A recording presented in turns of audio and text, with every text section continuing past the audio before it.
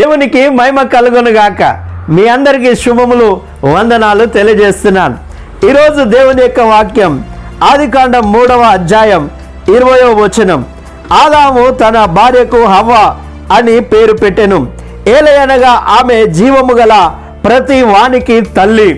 ఇక్కడ చూడండి, తల్లి అనేటువంటి పదాన్ని ఇక్కడ మొట్టమొదటిగా రాస్తూ ఉన్నాడు.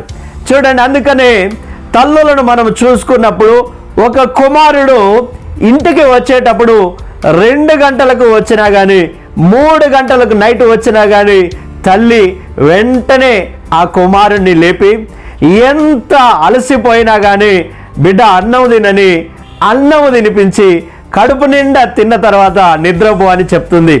అదే పెళ్ళైన తర్వాత ఆ యొక్క వ్యక్తి 2 గంటలకు ఇంటికి వస్తే అటువంటి పరిస్థితి ఉండదు. అందుకనే పరిశుద్ధ గ్రంథం తల్లి తండ్రులకు మనము గౌరవించాలి. ఎప్పుడైతే తల్లి తండ్రులను మనం సన్మానిస్తామో అప్పుడు దీర్ఘాయుష్మంతులం అవుతామని దేవుని యొక్క వాక్యము ఎఫెసీయులకు రాసిన పత్రిక 6వ అధ్యాయం 2వ వచనం 3వ వచనంలో చెప్తూ ఉన్నాడు దేవుడు. ఈ వాక్యం ద్వారా దేవుడు మనల్ని, మన కుటుంబాన్ని దీవించి ఆశీర్వదించును గాక. లైక్ చేయండి, సబ్స్క్రైబ్ చేయండి, అనేక మందికి షేర్ చేయండి. ఆమేన్.